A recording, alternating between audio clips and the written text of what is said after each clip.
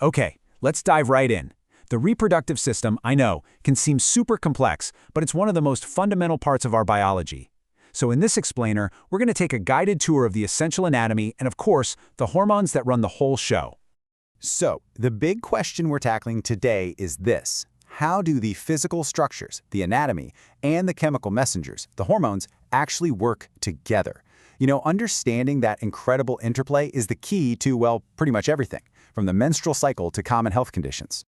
All right, our tour begins with the female reproductive system. We're going to walk through each key part one by one to really get a handle on its specific role in the whole process. First stop, the ovaries. Now you should think of these as the power plants of the entire system. They've got two absolutely critical jobs. First, they produce the eggs, or ova, and second, they manufacture the essential hormones estrogen and progesterone, which we'll definitely talk more about later. From the ovary, an egg then travels into the fallopian tubes. This is such a critical point in the journey because this one spot is where fertilization is supposed to happen.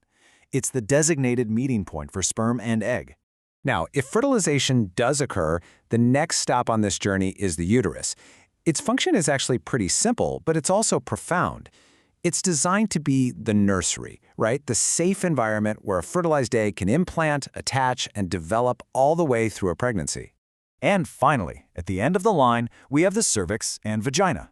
The cervix acts kind of like a protective gateway to the uterus, while the vagina serves as the pathway out for menstrual flow and, of course, as the birth canal. They are two distinct parts for sure, but they work together absolutely seamlessly. Okay, now that we know the basic anatomy, let's look at what can happen when things go wrong. One of the most important concepts to grasp is the idea of an ascending infection. That's one that literally climbs upward through the very system we just mapped out. And this upward path is exactly how a condition called pelvic inflammatory disease, or PID, develops.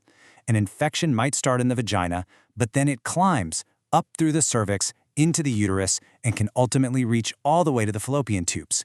It just goes to show you that the system is one connected highway, where a problem in one area can quickly travel and cause damage miles away. So why is this such a big deal? Well, the infection can cause scarring in those very delicate fallopian tubes, basically blocking the path for an egg. And that could lead to some really serious problems like infertility or even a dangerous ectopic pregnancy, where an embryo implants outside the uterus. All right, let's switch gears and move on to the second part of our tour. We're now shifting our focus to the key structures of the male reproductive system. So, just as the ovaries are the factories in the female system, the testes are pretty much the equivalent in the male system. And they have a very similar dual role. They produce millions of sperm, and they manufacture the primary male hormone, testosterone. Once the sperm are produced, though, they're not immediately ready for action. They have to travel to the epididymis to mature and be stored. Think of it like a training ground. From there, the vas deferens acts as the transport duct, moving them along on their journey. Next up, we have the prostate gland. Its main job is to contribute a nourishing fluid to the sperm. This fluid actually makes up a huge part of semen, and it's vital for helping the sperm survive and, travel effectively. But the prostate's location is actually key to a really common problem. See, as men age, the prostate can get bigger. It's a condition called benign prostatic hyperplasia, or BPH. And because the prostate wraps right around the urethra, when it gets enlarged, it can squeeze it shut, just like pinching a garden hose. And that, of course, makes urination really difficult. Another key condition to understand is erectile dysfunction. Now, it can have multiple causes, but at its core, it's very often a vascular issue. That means it's really a problem of plumbing and physics. If blood vessels are narrowed or damaged, there's just not enough blood flow to get where it needs to go. In fact, it's often seen as an early warning sign for wider cardiovascular problems in the body. All right, we've toured the physical hardware. Now let's talk about the invisible software that controls it all, the hormones. These are the chemical messengers that are orchestrating this entire complex process from behind the scenes. First up is estrogen. Now, it does a lot of things, but its most critical job in the menstrual cycle is to act as the trigger. A really sharp surge in estrogen is the definitive signal that tells the ovary, hey, it's time to release an egg. And that event is ovulation. Right after ovulation, progesterone comes onto the stage. Its main role is all about preparing for and maintaining a potential pregnancy. It gets the job done by thickening the lining of the uterus, making it a cozy, welcoming environment for a fertilized egg to implant. So, Here's the absolute simplest way to remember the difference between the two. Just think of estrogen as the hormone that drives ovulation and progesterone as the hormone that supports pregnancy. That's it. Two different players, two very specific jobs. But what happens if that egg isn't fertilized? Well, the system has a reset button. The body stops producing those high levels of both estrogen and progesterone. And that sharp drop is the signal that triggers menstruation, which is the shedding of the uterine lining. Wow, we have covered a ton of ground. So let's lock in the most important takeaways with a really quick, high-yield summary. This part is designed to make these key concepts stick in your brain. Here it is, your cheat sheet. If you hear about an infection spreading upward through the female tract, your brain should immediately think PID. If you see symptoms like an enlarged prostate and a weak urinary stream, think BPH. And if you're ever asked what hormone spikes right before ovulation, the answer is estrogen. And that's our tour. While these systems are definitely complex with so many moving parts, once you understand the core functions and the key players, you start to see that their internal logic is actually incredibly clear and, honestly, kind of elegant. And this leaves us with a final thought. We've just seen a few really powerful if this, then that rules in reproductive health. It really makes you wonder, doesn't it? What other simple, logical scenarios like these are quietly governing our health every single day? For many of us, the menstrual cycle is just that thing that happens every month. But what if I told you it's actually this incredibly detailed hormonal story with a clear beginning, middle, and end that plays out inside your body? Well, today we're going to pull back the curtain and really explore that story. So, what is that hormonal story your body is telling? I mean, if we could actually translate all those chemical signals, what would they say? Well, that's exactly what we're going to do. We're going to decode the messages, meet the main characters, the hormones, and follow the entire plot of this amazing biological narrative. Okay, so here's our game plan. We'll start by setting the stage with the overall story. Then we'll walk through the 4 distinct acts or phases of the cycle, and we'll wrap up with a super important chapter, how to recognize when things kind of go off script and bleeding becomes atypical. All right, let's get into it. Chapter 1, the monthly hormonal story. But before we dive into all the nitty-gritty details, we have to ask the most fundamental question. What is this whole complex process even for? So at its most basic level, the whole point of the menstrual cycle is to prepare the body for a potential pregnancy. It's this incredibly coordinated hormonal dance. And, we always hear about the classic 28-day cycle, right? But the truth is, the normal, healthy range is actually way wider. We're talking anywhere from 21 to 45 days. So this whole story plays out in 4 main acts or phases. We kick things off with the menstrual and follicular phases, and you'll see right away that those two actually overlap a bit. That all leads up to the main event, ovulation, and then we finish up with the luteal phase. Let's break down exactly what's happening in each one. All right, let's jump right into those first 2 phases. This is the building up part of our story. This is the prep stage, where the body is meticulously getting everything ready for the possibility of a pregnancy. Okay, so day 1. This is officially the first day of your period. We call this the menstrual phase. It's when the body sheds the uterine lining that it built up in the last cycle. Now, this bleeding can last anywhere from 3 to 8 days, and get this, the total amount of blood you normally lose is only about 2 to 3 tablespoons. It often seems like a lot more, right? Okay, so while all that's happening, we've got 2 hormonal superstars running the show. As the menstrual phase winds down, the follicular phase is kicking into high gear. A hormone from your brain called follicle-stimulating hormone, or FSH for short, tells the ovaries, hey, time to get an egg ready. As that little egg follicle grows, it starts producing our second star, estrogen. You can think of estrogen as the project manager, or the builder. Its whole job is to build up that uterine lining, making it thick and plush. And all of that buildup leads us right here, to the climax of our story, the absolute main event of the cycle, ovulation. So, usually around day 14 in that classic 28-day cycle, all that hard work pays off. A fully mature egg is released from the ovary and begins its journey. This is the moment. This is the window of peak fertility for the entire month. So, what actually pulls the trigger for ovulation? What's the final signal? Seriously, if you only remember one thing from this whole explainer, let it be this. It's the surge in estrogen. Estrogen doesn't just rise, it spikes dramatically. That peak sends a signal to the brain, which then releases another hormone called LH. And that surge is what basically screams at the ovary, "Go, it's time, release the egg." Okay, so after the big event, we enter the aftermath, or what's officially called the luteal phase. The hormonal story takes a pretty big turn here, with a totally new hormone stepping into the spotlight. Right after ovulation, the hormonal landscape totally changes. Now, the star of the show is progesterone. And its name, progesterone, literally gives you a giant clue about its job. It's progestation. It's all about making that uterine lining super stable, nutrient-rich, and just the perfect welcoming home for a fertilized egg to implate. But what happens if that egg isn't fertilized? Well, the body is smart. It recognizes this pretty quickly, and both progesterone and estrogen levels just plummet. That steep drop in hormones is the big red button that tells the body, okay, no pregnancy this time. It triggers the shedding of the uterine lining, and boom, we're right back at day one of a new cycle. The story begins all over again. So there you have it. That's the normal story, this really elegant hormonal dance.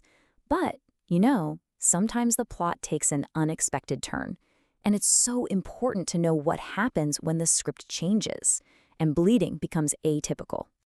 And this is such an important question, right? Because knowing what a disrupted cycle looks like is absolutely key to advocating for your own health. So let's break down the red flags that you absolutely need to be aware of. Okay, if there's one number you take away from this section, this is it. Soaking through 6 or more pads or tampons in a single day. That's not just a heavy period. That is a clear medical red flag that means you should definitely talk to a healthcare provider.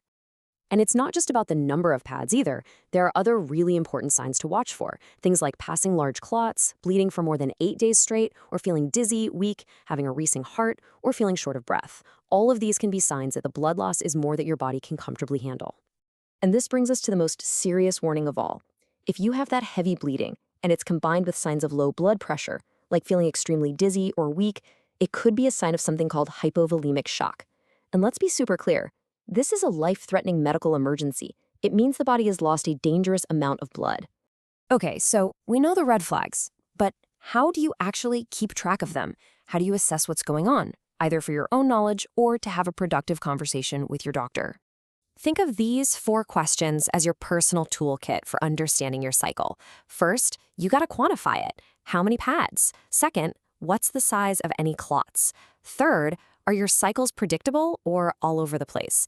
And finally, and this is so important, connect the bleeding to how the rest of your body feels. Are you tired all the time? Out of breath? Those aren't just random symptoms. They could be major clues pointing to something like anemia from the blood loss. All right, this little chart here basically sums up our entire hormonal story at a glance. You can really see that cause and effect chain reaction, right? Estrogen rises during the follicular phase, which leads to that big peak, which triggers ovulation. Then, boom, the story flips to progesterone in the luteal phase. It all just flows. And that really brings us full circle to the most important question of all. Are you listening to your body's hormonal story? Because really, understanding the language your body is speaking through these hormones, knowing what's normal for you versus what's a red flag, that's probably one of the most powerful things you can do for your own health. And now, you know what to look for. All right, today we're tackling a really serious threat to reproductive health, pelvic inflammatory disease, or PID for short. We're going to uncover how it's often linked to some common STIs, and this is the most important part, how you can learn to recognize the specific patterns of these infections before they can cause any lasting damage. So let's dive right in. So let me start with a question for you. How is it possible that an infection you might not even know you have could lead to something as serious and life-changing as infertility? Well, that hidden connection, that silent link, is exactly what we're going to unpack. And understanding it is absolutely crucial. So here's our game plan. First, we're going to define the main threat, which is PID. Then, we'll explore 2 very different patterns of infection, the ones that are often silent and the ones that give you some pretty clear signs. We'll also clear up a really common point of confusion around something called bacterial vaginosis. And then we'll wrap it all up with a straightforward, effective action plan for prevention. Okay, let's get into our first section, the central threat itself, pelvic inflammatory disease. This is the big one. It's the serious complication that all the other infections we're about to discuss can potentially lead to, and it's what we really want to avoid. So, what exactly is PID? Well, think of it as an infection that's traveled upwards, deep into the female reproductive system. It's not just in one spot. It's an infection that can affect really critical organs like the uterus, the fallopian tubes, and even the ovaries. And the key thing to understand here is the path it takes. See, PID is what's called an ascending infection. That means it doesn't just appear out of nowhere in the uterus. No, it starts lower down, in the vagina or cervix, and then it literally climbs its way up into the uterus and out into the fallopian tubes. It's this upward journey that causes all the inflammation and the damage. And the damage from that inflammation, wow, it can be serious and permanent. We're talking about things like scarring in the fallopian tubes, which can block them and lead directly to infertility. It also massively increases the risk of a dangerous ectopic pregnancy. On top of that, it can cause chronic, debilitating pelvic pain that just doesn't go away. So the message is clear. Preventing PID is about so much more than just treating an infection. It's about protecting your future health. So how would you even know if this was happening? Well, there are 3 classic warning signs to look out for: pain in your lower abdomen, a fever, and any kind of unusual vaginal discharge. If you experience that combination, that's a huge red flag. It's your body's signal to see a doctor right away. All right, now let's talk about our first pattern of infection. This is the tricky one. It's the silent one, the most common and maybe the most dangerous cause of PID, precisely because it's so sneaky. We're talking about chlamydia. I'm sure you've heard of it. It's incredibly common. But its nickname, the silent infection, is spot on and frankly pretty chilling. The real danger here is that it often shows 0 symptoms, none, which means it can be doing damage and being passed to others without anyone having a clue. And the risk is huge because even without any obvious signs, chlamydia is a major driver of PID. It quietly carries all those same severe risks we just talked about: infertility, ectopic pregnancy. And even if symptoms do show up, they might just be a little burning when you pee or some minor discharge, things that are honestly really easy to ignore or brush off as something else. Okay, so we've covered the silent threat. Now let's move on to our second pattern. Because unlike the quiet nature of chlamydia, some other infections send out very clear, very loud signals. The trick is just learning how to spot their unique signatures. So let's put 2 of them side by side. You've got chlamydia over here, which we know is often silent. Now compare that to gonorrhea. It carries the exact same risks, PID and infertility, but its key sign couldn't be more different. It typically causes a thick, creamy yellow discharge. The presentation is just worlds apart. Then you've got trichomoniasis, which is actually caused by a tiny parasite. Its signature is, well, it's pretty unmistakable. We're talking about a frothy yellow-green discharge that often has a very distinct foul smell. This is one of those patterns that points very, very strongly to a specific cause. Now, syphilis follows a completely different kind of pattern. It's like a story that unfolds in stages over time. It starts with a single, painless sore, which is called a chancre. And because it doesn't hurt, it can be really easy to miss. Then, weeks or months later, the second stage kicks in, often with a very telltale rash, especially on the palms of the hands and soles of the feet. After that, the infection can go silent for years, just lurking in the body, before it might reemerge in its final stage with devastating damage to the brain and heart. Okay, let's hit pause for a second, because it's time to clear up a very common and really important point of confusion. We need to talk about bacterial vaginosis, or BV, because while it can seem like an STI, it is not one. So what's the big difference? It all comes down to the cause. An STI, by definition, is transmitted from one person to another through sexual contact. But BV is different. It's caused by an imbalance of the good and bad bacteria that are naturally supposed to be in the vagina. Now here's the catch. Even though it's not an STI, having that imbalance can actually make you more vulnerable to catching one. And just like the STIs we've been talking about, BV has its own signature pattern. The absolute classic sign is a thin, grayish discharge that's paired with a very distinct fishy odor. That smell in particular is its most telling characteristic. Phew, okay, we have covered the problems, we've covered the patterns, so now let's get to the most important part, the solution. Here are the proactive steps you can actually take to protect your health. You know, all prevention really starts with open communication. Your doctor needs the right information to help you. And that means having a respectful, honest, and non-judgmental conversation about your sexual history. That honesty is what makes truly effective healthcare possible. So let's break this down into 4 practical pillars of prevention. Number 1, consistent condom use. It's just key. Number 2, get screened for STIs regularly. It's the only way you're going to catch those silent infections like chlamydia. 3, if you're prescribed a treatment, you have to finish the entire prescription, even if you feel better. And finally, number 4, this is so critical. You have to make sure any and all of your sexual partners get treated too. If you don't, you just risk getting infected all over again. So, at the end of the day, what we've seen is that these infections all have patterns, right? From the silence of chlamydia to the very obvious signs of trichomoniasis or BV, each one tells a story. Knowing these patterns, well, that's power. That's knowledge you can use. So the real question is, are you prepared to act on it? Okay, let's dive right in. Genital infections from viruses are super common, but 2 of them, genital herpes and HPV, get mixed up all the time. We are here to make that confusion disappear. By the time we're done, you'll have a crystal clear understanding of the critical differences. Let's get to it. So let's just cut to the chase with a question. One of these conditions typically causes painful blisters, the other causes painless bumps. Do you really know the difference? Knowing which is absolutely essential for diagnosis and management, and we're about to make it super simple. Here's our game plan. We'll start with a quick intro to both viruses. Then we'll do a deep dive on herpes and then another one on HPV. After that, and this is the best part, we'll bring them together for a powerful side-by-side comparison. We'll wrap it all up with prevention and the key takeaways you really need to remember. So at a glance, herpes and HPV can seem kind of similar, right? They're both common viral infections, they both affect the genital area, and they're both spread through skin-to-skin contact. But, and this is a big but, that's pretty much where the similarities end. As you're about to see, their symptoms, their behavior, and their long-term risks are worlds apart. Let's start with genital herpes. Look, if you only remember 2 words about this virus, make them painful and recurrence. Seriously, those 2 concepts define the entire clinical picture of herpes. So what is it exactly? Well, genital herpes is a viral infection usually caused by herpes simplex virus type 2, or HSV2. But the real kicker, the thing that makes herpes, well, herpes, is its ability to become latent.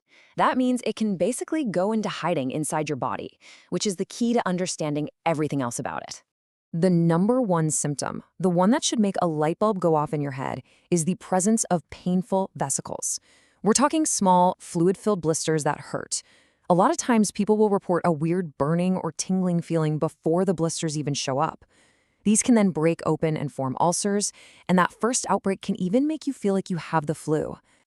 And this brings us right back to that latency idea. After that first infection, the herpes virus doesn't just pack its bags and leave. No, it travels up your nerves and just lies dormant. It's hiding out. And then, later on, something like stress or another illness can trigger it to wake up, travel back down the nerves, and cause a whole new outbreak. This cycle is what we mean by recurrence. So here's a crucial point. There is no cure for herpes. We can't go in and get rid of that virus hiding in the nerves. However, and this is a huge however, we can manage it really, really effectively. Antiviral medications like valacyclovir are a game changer. They can make outbreaks less severe and happen way less often. Okay, time to pivot. Let's switch gears to our second virus, human papillomavirus, or HPV. With HPV, the single most critical concept you need to connect it with is cancer. That's the big story here. Now, HPV isn't just one thing. It's a huge family of viruses, and different strains do totally different things. For example, you've got HPV type 6 and 11. Those are the ones that cause most genital warts. But then you have other high-risk strains, and those are the ones that are strongly linked to cancer. When HPV does cause visible symptoms, we're usually talking about genital warts. The classic description is a raised lesion that kind of looks like a tiny piece of cauliflower. And here it is, the biggest giveaway that it's not herpes. These lesions are usually not painful. That is a massive diagnostic clue. But honestly, the warts themselves aren't the main concern. The real hidden danger of HPV is that powerful link to cancer. High-risk HPV strains are the leading cause of cervical cancer, period. And they're also tied to cancers of the vulva, anus, and even the throat. This is precisely why prevention is so critical. All right, we've looked at them one by one. Now it's time for the main event, putting them head to head. This is where all these concepts are going to lock into place because we're focusing on the high-yield differences that truly matter.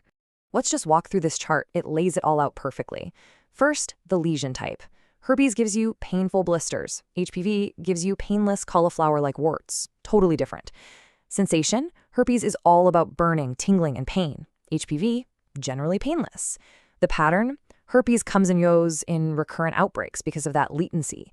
HPV warts tend to be more persistent, just sticking around. And finally, the major risk. With herpes, it's mainly about the discomfort and the risk of transmission.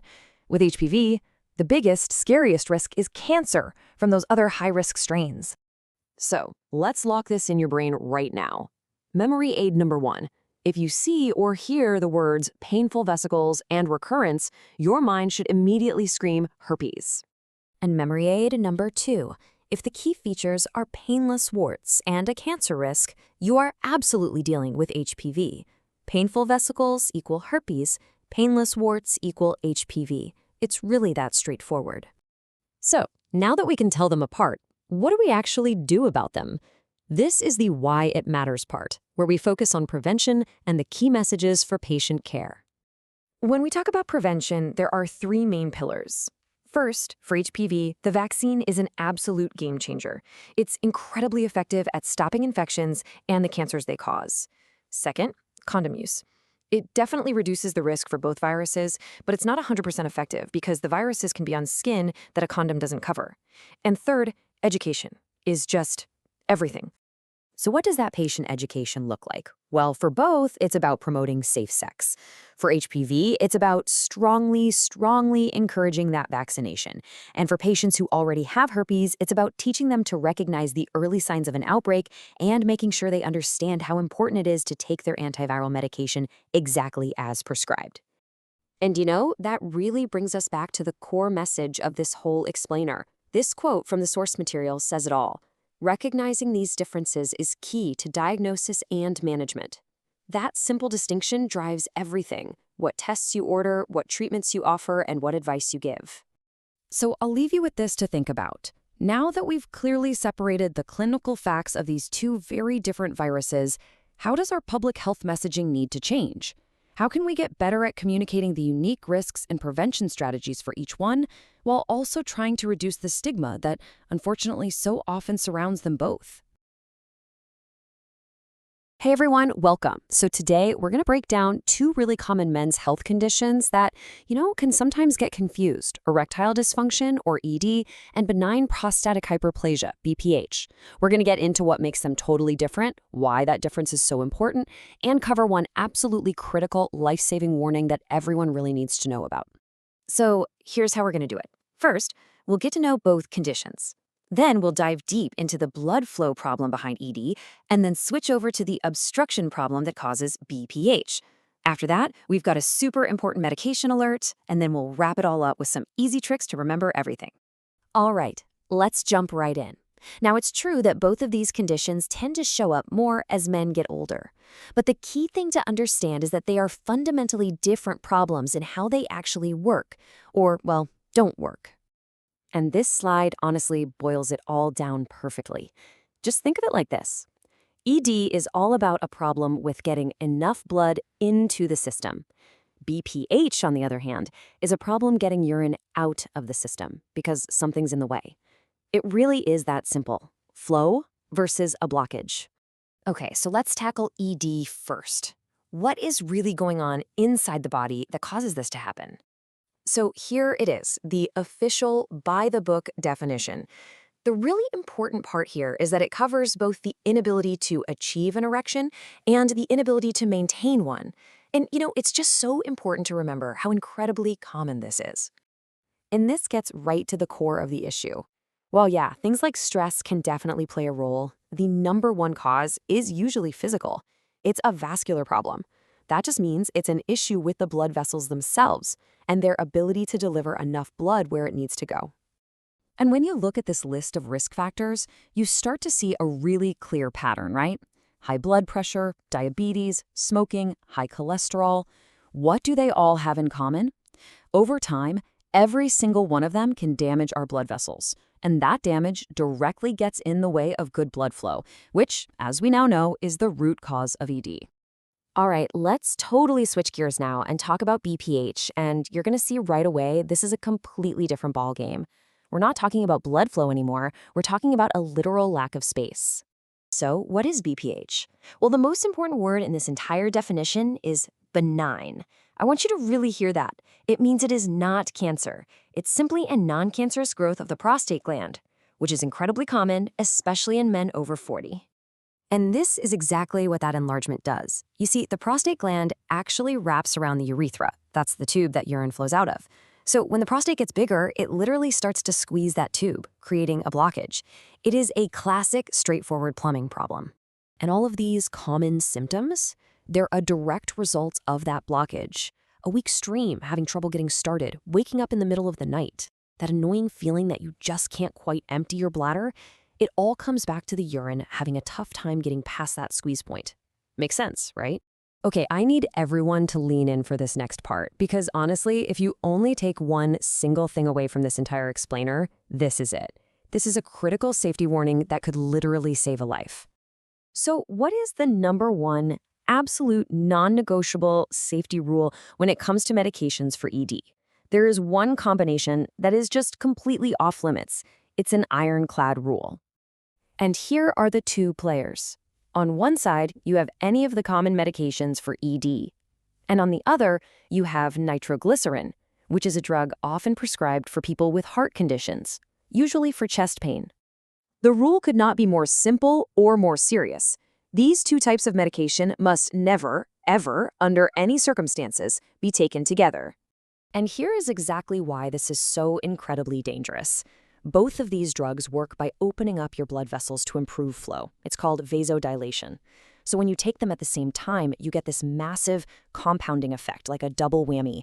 This can cause a sudden, catastrophic drop in your blood pressure. That's called hypotension, and it can be severe enough to be fatal.